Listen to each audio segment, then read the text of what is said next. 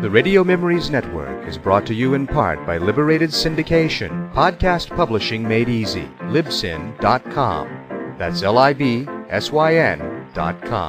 Welcome to Sci-Fi. From its earliest time, radio has always been interested in science fiction.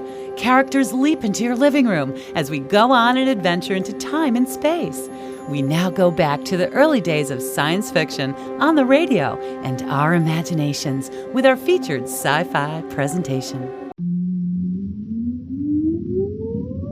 Countdown for blast off.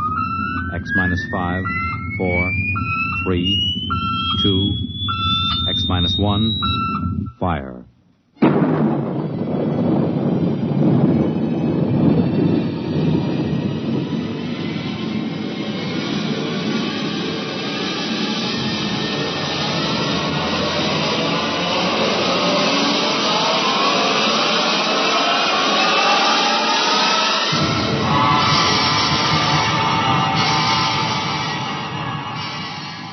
From the far horizons of the unknown come transcribed tales of new dimensions in time and space. These are stories of the future, adventures in which you'll live in a million could-be years on 1,000 maybe worlds. The National Broadcasting Company, in cooperation with Street and Smith, publishers of astounding science fiction, presents X minus 1.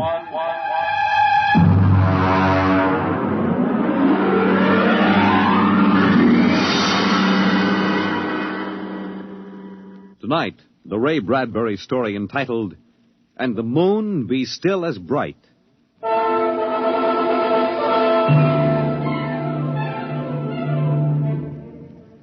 The first 3 expeditions for Mars left Earth in a mushroom of flame, arced through the atmosphere, and finally dwindled to tiny specks in the big eye of the Mount Palomar telescope, and then were lost to sight forever. The prearranged landing signals flashed back to Earth, and then the radios went dead. One after the other, ships had disappeared and were never heard from again. But still the rockets came. The 4th expedition emerged from the silent gulfs of space, angled down toward the floating red disk of Mars, down into an orbit as the order came to land. The last blast of the bow jets broke red against the blue desert sands, and the ship slid to a halt at the edge of a vast city that reflected the icy glare of the moonlight. For a while, all was still. All right, Parkhill. Open the airlock. Aye, sir.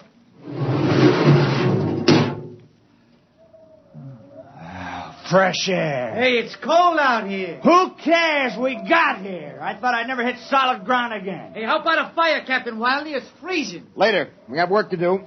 Oh, smell that air. Why, you could get drunk on it. Say, there's an idea. Why don't we break out a bottle and celebrate? Biggs, there will be no drinking done till we're secured. But we're landed, Captain. 3 other expeditions landed and disappeared within 24 hours. Now, we're not relaxing security till we find out what happened to them. What do you mean, maybe Martians? Sender, you're an archaeologist. How old would you say they are? I can't tell till I study them more closely. It's a kind of engineering we couldn't duplicate on Earth. Well, I'm not interested in the architecture now. I want to make sure there's nothing there that might be dangerous. Mr. Hathaway. Yes, sir? I want you and Spender to take a reconnaissance party into the city and find out what's there. We'll set up camp here. No man is to go more than 50 feet from this rocket. And there'll be no celebration till Hathaway and his party report back.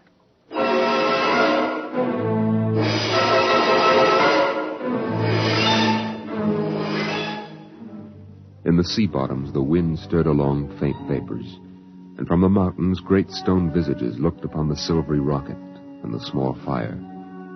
The sky was black overhead, as the 2 racing moons threw knife-edged double shadows on the desert. All right, come and get it. Ciao. Hey, what do you got to eat, Cherokee? Sawdust smothered in cold chicken fat. Good. I thought it was something I couldn't eat. Hey, Captain. Mr. Hathaway's back. Oh, Captain Wilder. Oh, yes, over here, Mr. Hathaway. Well? Most of the city's dead. Spender says it's been dead a good many thousand years, but we found one part about a mile over What toward about the... it? People were living in it last week, sir. People? Martians. Where are they now? Dead. We found bodies, thousands of bodies. They hadn't been dead more than 10 days. What did they die of? You won't believe it. What killed them? Chicken pox. Chicken pox? Yes. Where could they get chicken pox? From Earth. Oh, then the other rockets did get through. Yes. I don't know what the Martians did to them, but I sure know what they did to the Martians. They gave them chickenpox and wiped them out. They just didn't have any resistance to an Earth disease. Think of it, Captain.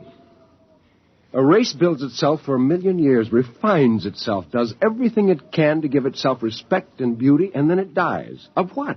It's like saying the Greeks died of mumps or the proud Roman Empire collapsed because of athlete's foot. We didn't even give them a decent excuse for dying. We just gave them chicken pox. Spender, get hold of yourself. You didn't see those bodies, Captain. Yes, I know. It must have been a shock. You need a rest, a little relaxation. The Martians are dead. There's nothing you can do about that now. Hey, you hear that? The Martians are all dead. Come on, let's break out a bottle and hoop it up. Hey, how about a case, eh? Oh, good Lord. They have to do that now? Isn't there time later to throw old beer cans into the canals? Spender, you're an idealist. They're not. All they know now is that they're safe. A little shouting won't hurt. You think too much. I was safe on Mars. The first Earthmen on Mars. We're going to celebrate. Yahoo!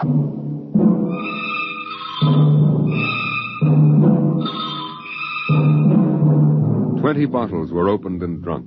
The voices got louder. The earth laughs and shouts echoing across the empty Martian sands. Spender listened to the wind over his ears, cool and whispering. He felt the land getting cooler. The stars drew closer, very near. The air smelled clean and new.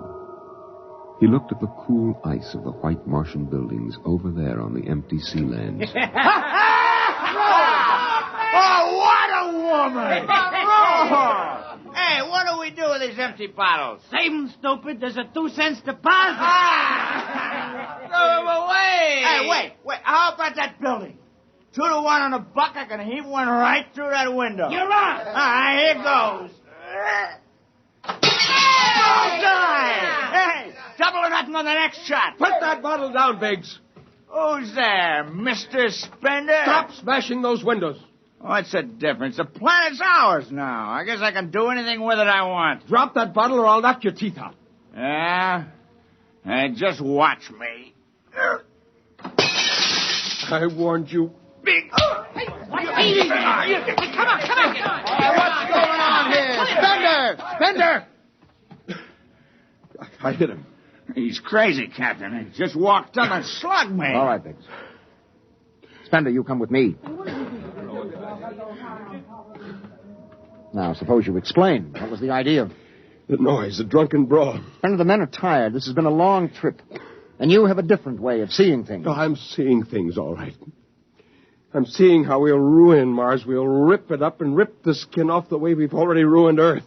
Is that why you hit Biggs? Yes.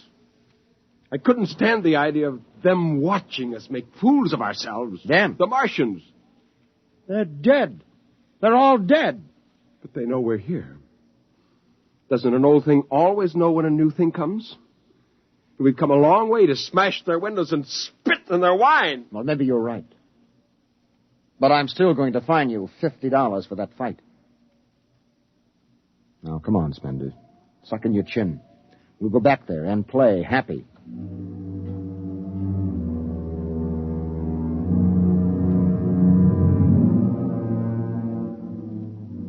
Now they moved out into the moonlight across the desert. They made their way into the dreaming, dead city. The light of the racing twin moons glinted on the barrel of a pistol, the long blade of a machete, the round, gurgling shape of a raised bottle. The wind blew in from the dead sea bottom and brushed through the silvery wire filigree of the towers. Strange music drifted down to the double-shadowed streets, a thin, haunted music that played as it had played through the uncounted years of time. Nobody moved. The moons held and froze them. The wind beat slowly around them.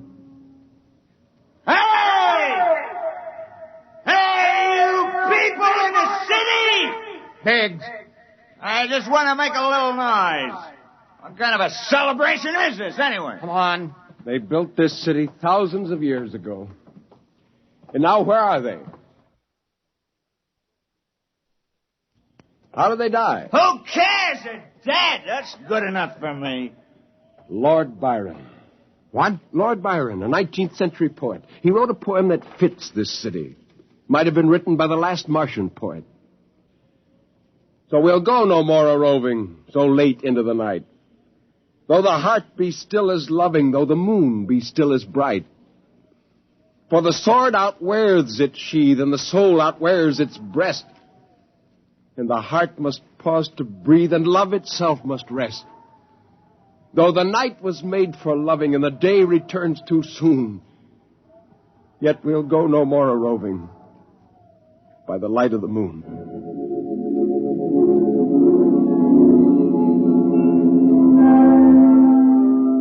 Without a word, the Earthmen stood in the center of the city. It was a clear night. There was not a sound except the music of the wind. At their feet lay a tile court, worked into the shapes of ancient animals and images. They stood there, silvered by the double moons beneath the crystal towers of Mars. And then Biggs was sick, and the sour stench of liquor filled the cool air. The men of Earth had come to Mars. And Spender turned and walked away into the city, alone in the moonlight, never once stopping to look back. It was a morning that might have been a Monday, or a Tuesday, or any day on Mars. Biggs was on the canal rim, his feet hung down in the cool water, soaking, while he took the sun in his face. Hey, what are you doing back here, Biggs? Didn't you go out with the search party? Yeah. I come back. I got a blister. Oh, yeah. What do you mean? Look. Look, Cherokee, see that? Anyway, I had enough searching. 4 days hunting for that screwball Spender. Didn't find him yet, huh? Oh, good riddance. Oh, my feet. I'm going to soak them in the canal. If I was Wilder, I wouldn't worry about that nut Spender. Let him go. He's a crackpot anyway. Well, he's a little foggy upstairs, I guess. Hey, why don't you take your feet out of that canal, Biggs? I got to make coffee out of that water. Coffee? You call that stuff coffee? I had a motorcycle once that dripped grease that tasted better than that. Wait a minute, Biggs. Hey, look over there. Where? By that bush. There's someone there. Hey. It's him. Hey, Spender! Spender? He's coming over. Why'd he stay lost, that crazy jerk? Hi, Spender. Long time no see. Hello, Cherokee. I have been exploring some ruins. Oh, you and them ruins. You're like a dog in a boneyard. What's the matter? Why don't you just say something? Where you been? Up in the hills. What would you say if I told you I found a Martian? Oh, yeah? Where? Never mind. Let me ask you a question. How would you feel if you were a Martian and people came to your land and started to tear it up? Well, I know how I'd feel. I've got Cherokee blood in me. My grandfather told me a lot of things about the way they kicked the Indians around in the Oklahoma Territory. If there's any Martian around, I'm all for him. How about you, Biggs? They're dead. They're all dead. It's a good thing, too. Well, I found a Martian. Up in a dead town in the hills. I've been reading their books, and they're easy to understand. And I've learned their language. And then I found this Martian. And I brought him here, now. I don't see no Martian. I'm the last Martian. What did you say? Biggs, I'm going to kill you. Oh, cut it out. What kind of a lousy joke is that? Now, don't put that gun away. You're kidding, huh? Spender, you're... He's dead. You killed him. You can come with me, Cherokee. You're an Indian. You know how the Martians would feel. You can be with me in this. You killed him. You just killed him. He deserved it. You're crazy. Maybe I am. But you can come with me. Come with you for what? Go on, get out of here, you crazy murderer. Of all of them, I thought you'd understand. I thought you'd remember what happened to your own people. You get out of here, you crazy murdering... Don't reach for that gun! Spender.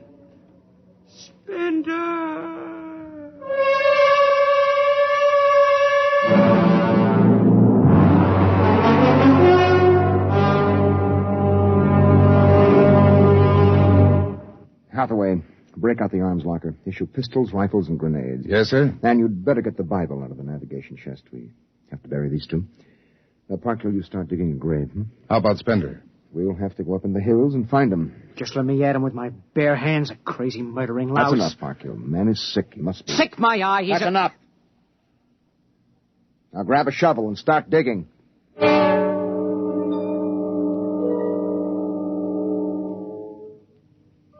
Spender saw the thin dust rising in the valley, and he knew the pursuit was beginning. The sun burned farther up the sky, and the blue sand drifted lazily across the sea bottom below. He sat beside a quiet pool 10,000 years old and held the silver book. Through the house played the strange wind music of ancient Mars, and he heard voices whisper in his mind.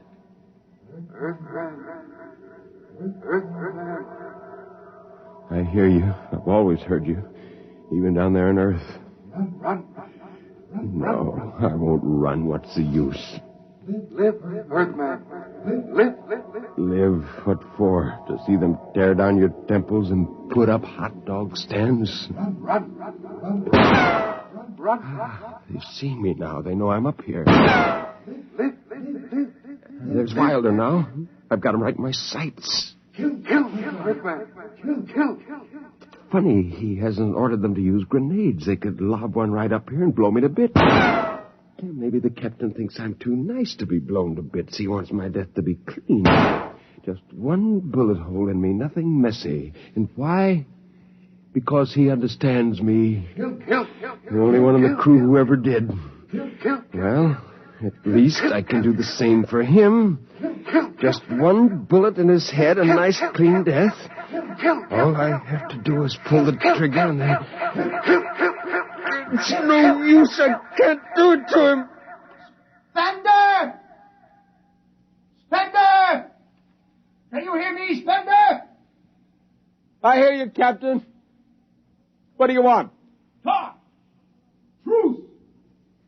All right. Come on up. Leave your gun down there and keep your hands up.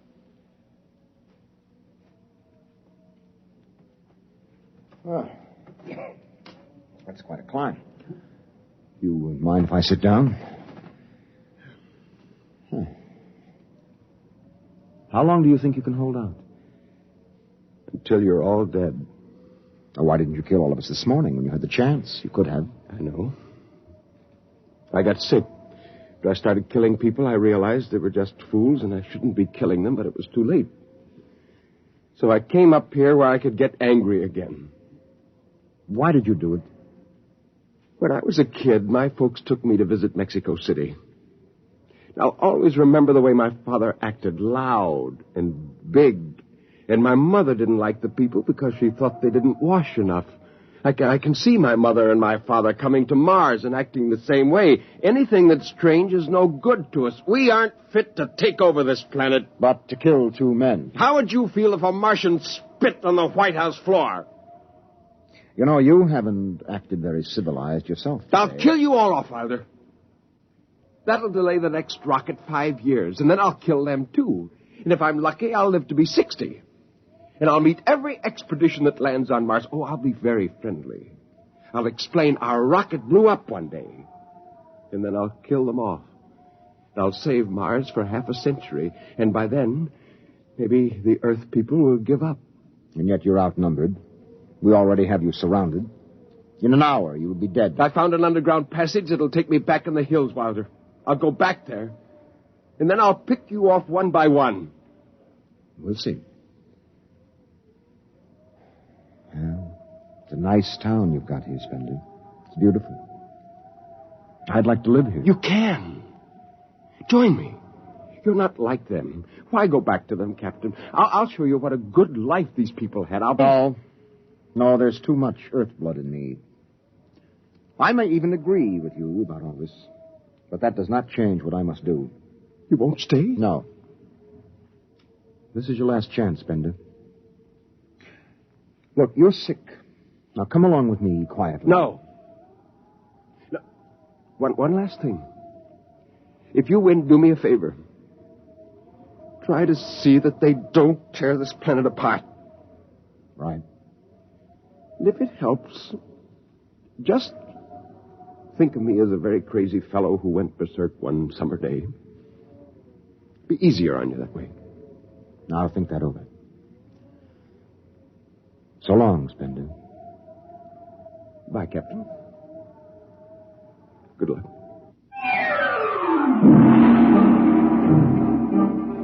The men spread out again, walking and then running on the hot hillside places where there would be sudden cool grottos that smelled of moss, and sudden open blasting places that smelled of sun or stone. The men ran and ducked and ran and squatted in the shadows. I'll blow his brains! Captain Wilder hugged the rock warmed by the sun. He gasped, for the air was thin and not meant for running. Spender lay at the top of the hill, and a gap in the rocks showed the white of his shirt against the shadows. Wilder looked at the towers of the little, clean Martian village, like sharply carved chess pieces lying in the afternoon. He saw the rocks, and the interval between, where Spender's chest was revealed.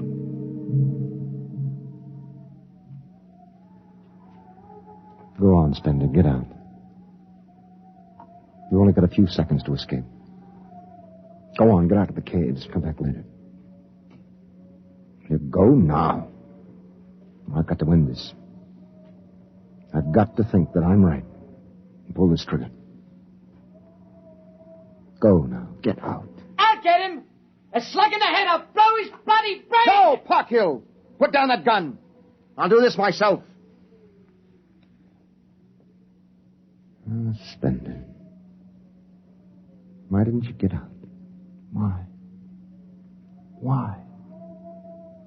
Why?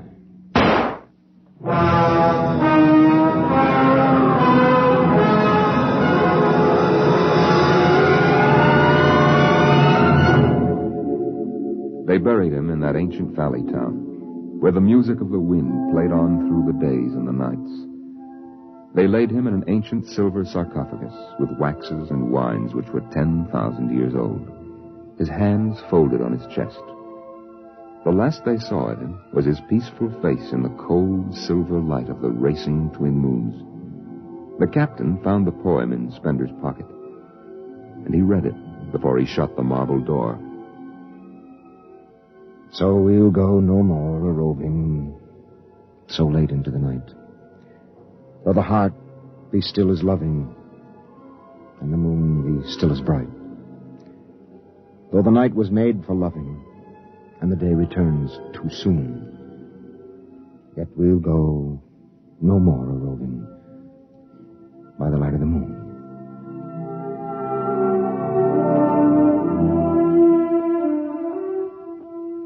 The next afternoon, Parkhill did some target practice in one of the dead cities, shooting out the crystal windows and blowing the tops off the fragile towers. Captain Wilder caught Parkhill and nearly knocked his teeth out.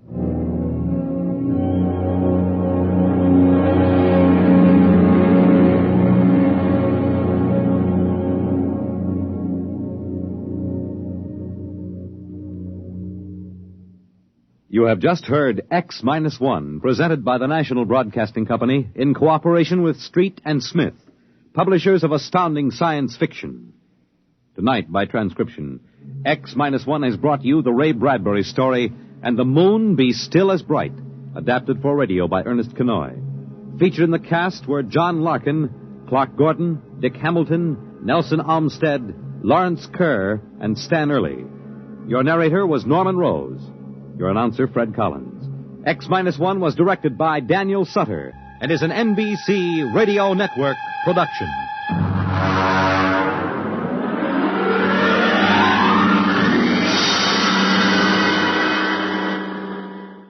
X-1.